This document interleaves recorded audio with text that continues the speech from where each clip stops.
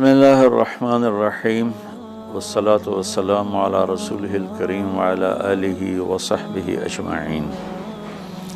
عید کی خوشی ہم کیوں مناتے ہیں؟ پہلے میں یہ تھوڑا سا واضح کر دوں کہ رمضان کا مہینہ اللہ نے پورا ایک ہمارے لیے خوشی کا مہینہ بنایا ہے، جس میں اللہ کی جنت کے دروازے کھول دیے جاتے ہیں، جہنم کے بند کر دیے جاتے ہیں، شیطان قید کر دیے جاتے ہیں، جنت کو روزانہ سجایا جاتا ہے، اللہ کا عرش پہلے آسمان پہ آ جاتا ہے، اللہ کی طرف سے اعلان ہو رہا ہوتا ہے، کوئی بخشش چاہنے والا، کوئی حاجت مانگنے والا، فرض 70 فرضوں کے برابر ہو جاتا ہے اور نفل فرض کے برابر ہو جاتا ہے، اور نفل اور فرض کا فرق اتنا بڑا ہے کہ قیامت تک 2 رکعت نفل پڑھتا رہے تو فرض رکعت کے ایک سجدے کے برابر نہیں، اور اس میں جو مر جاتے ہیں اہل ایمان ان کا حساب نہیں ہوتا،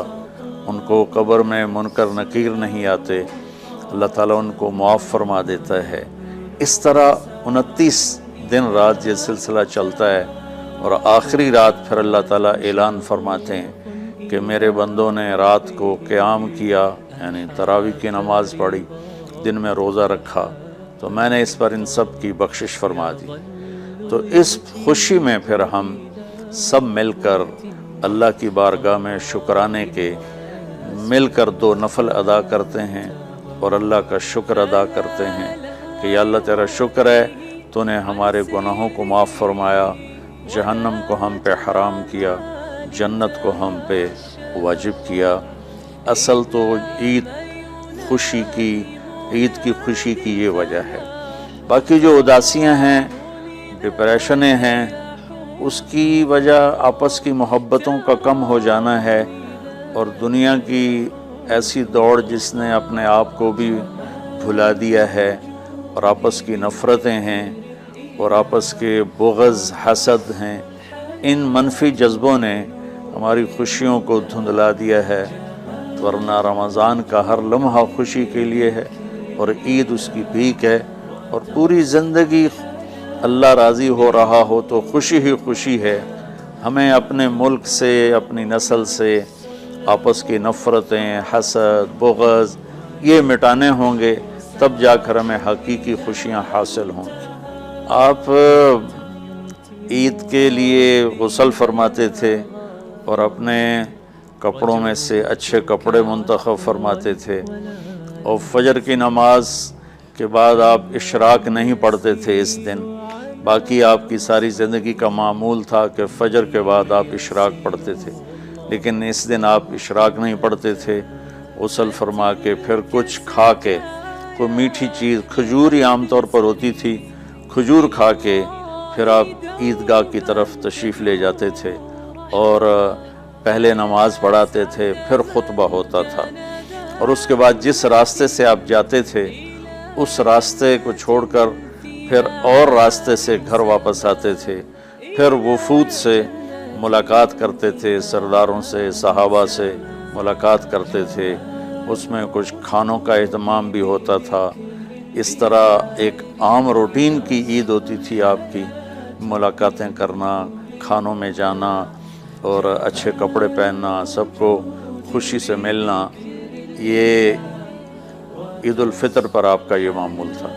اسلام جاوید بھائی 2 چیزوں کا مجموعہ ہے، ایک اللہ کا حق ہے جو عبادات کی شکل میں ہے، اور ایک اللہ کے بندوں کا حق ہے جو اخلاقیات اور معاملات اور معاشرت کی شکل میں ہے۔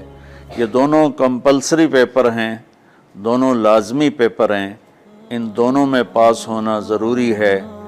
میری نماز اچھی ہے لیکن میری دکان پہ جھوٹ ہے، تو نماز اس جھوٹ کی کمی کو پورا نہیں کر سکے گی۔ میری دکان پہ سچ ہے لیکن میں نماز نہیں پڑھتا، تو میرا یہ سچ بولنا میرے نماز کی کمی کو پورا نہیں کر سکتا۔ اللہ کے نبی نے دنیا سے جاتے ہوئے 2 لفظوں میں سارا دین بتا دیا تھا۔ جب آپ کے جانے کا وقت قریب تھا تو آپ 2 لفظ دہرا رہے تھے، الصلاۃ وما ملکت ایمانکم، میری امت میرے بعد ایک نماز نہ چھوڑنا، اور ایک امت کے غریب مسکین لوگوں سے، نوکر غلاموں سے اچھا سلوک کرنا، یہ دو الگ الگ ڈیمانڈ ہیں۔ جیسے پانی پینے سے روٹی کی کمی پوری نہیں ہو سکتی اور روٹی کھانے سے پانی کی کمی پوری نہیں ہو سکتی، یہ دونوں الگ چیزیں ہیں۔ اخلاق کو عبادت کی کمی پر نہیں کر سکتی، اور عبادت کی کمی اخلاق کو اور اخلاق کی کمی کو عبادت پورا نہیں کر سکتی۔ ان دونوں چیزوں میں پاس ہونا ضروری ہے، تب جا کر ایک معتدل معاشرہ وجود میں آتا ہے۔ پوری امت اس چیز کا شکار ہے، چونکہ جب بددیانتی اور جھوٹ اور ظلم عام ہو جاتا ہے تو پھر اس میں پورا معاشرہ ہی گناہگار اور مجرم بن جاتا ہے، صرف حکمرانوں کی بات نہیں رہتی۔ یہ تو ایک سوال کا جواب موسیٰ علیہ السلام کو اللہ نے دیا کہ اللہ تعالیٰ سے انہوں نے پوچھا، یا اللہ جب آپ راضی ہوتے ہیں تو اس کی کیا نشانی ہے؟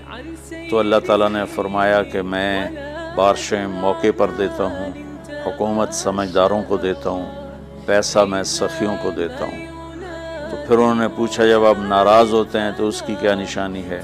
تو آپ نے فرمایا، اللہ تعالیٰ نے فرمایا کہ بارشیں بے موقع کرتا ہوں، حکومت نااہلوں کو دیتا ہوں، اور پیسہ میں بخیلوں کو دیتا ہوں۔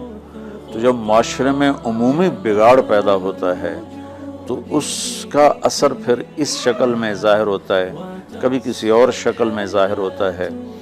اس چیز کے مجرم نہ صرف حکمران ہیں، نہ صرف بخیل لوگ ہیں، بلکہ تمام طبقات امت کی اجتماعی کوتاہی میں یہ حالات اللہ کی طرف سے پیدا ہوتے ہیں۔ اس میں ہم سارے ہی ایک دوسرے کو مجرم ٹھہرانے کی بجائے اپنے اپنے گریبانوں میں جھانک کر دیکھیں کہ تجھے کیوں فکر ہے اے گل، دلے صد چاک بلبل کی، تو اپنے پیرہن کے چاک تو پہلے رفو کر لے، وفی انفسکم افلا تبصرون۔ ہر آدمی اپنے عیب دیکھے، اپنی کمیاں دیکھے اور انہیں دور کرنے کی وہ کوشش کرے، تو پھر ایک خوبصورت معاشرہ تشکیل پا سکتا ہے۔ کہ میں اس عید کے خوشی کے موقع پر اپنی قوم سے ہاتھ جوڑ کے اپیل کروں گا کہ جھوٹ بولنا چھوڑ دیں، دھوکہ دینا چھوڑ دیں اور ظلم کرنا چھوڑ دیں۔ مذہبی نفرت نے ہمیں تباہ کر دیا، سیاسی نفرت نے ہمیں تباہ کر دیا، صوبائی قومی نفرت نے ہمیں تباہ کر دیا، آپس کی رنجشوں کی نفرت نے ہمیں تباہ کر دیا۔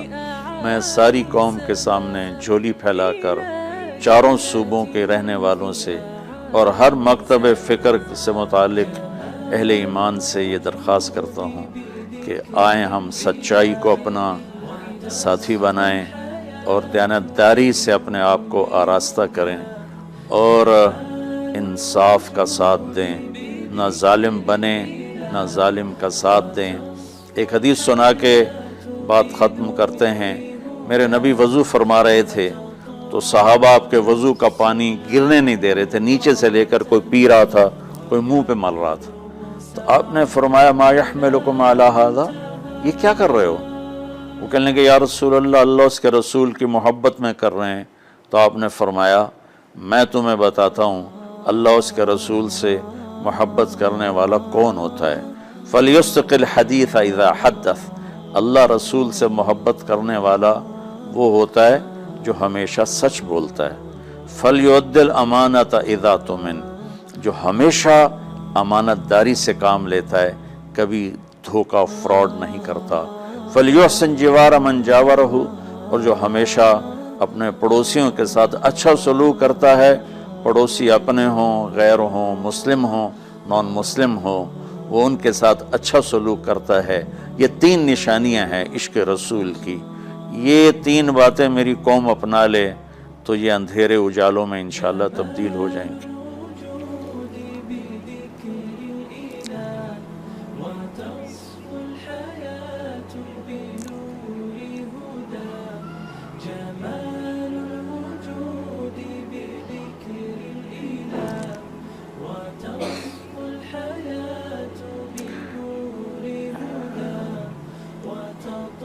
ويبلغ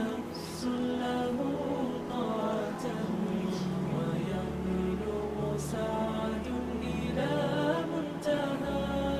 فؤاد شغوف إلى ربه أحب رضاه أحب لقاه يظل يجيء إلى ربوة قرار ويسمو ذا مرتضى فلا لهو يغنيه عن سيره ولا جمع مال تغشى إذا ما ينادي منادي الفلاح تراه لذاك يحث خطاه تراه لذاك يحث امید تو کبھی چھوڑنی نہیں چاہیے. جیسے دیکھیں مریض کے ساتھ ڈاکٹر آخری حد تک جان مارتا ہے، اس کی جان بچانے کی کوشش کرتا ہے، پھر باقی جس کے نصیب میں موت ہوتی ہے وہ مر جاتا ہے، لیکن ڈاکٹر کبھی بھی اس وجہ سے نہیں چھوڑ دیتا کہ یہ مر جائے گا. تو ہم اللہ کی رحمت سے بالکل نا امید نہ ہوں، مایوس نہ ہوں. مجھے اللہ کی ذات سے بہت امید ہے. ہمارا جو اس وقت قائد ہے اسے سیاسی بیان نہ سمجھا جائے اللہ کے واسطے. میں ایک پاکستان کا شہری ہونے کی حیثیت سے اپنا تجزیہ پیش کر رہا ہوں. غلط بھی ہو سکتا ہے، صحیح بھی ہو سکتا ہے. وہ بہت مخلص محنتی آدمی ہے. ودمع يسيل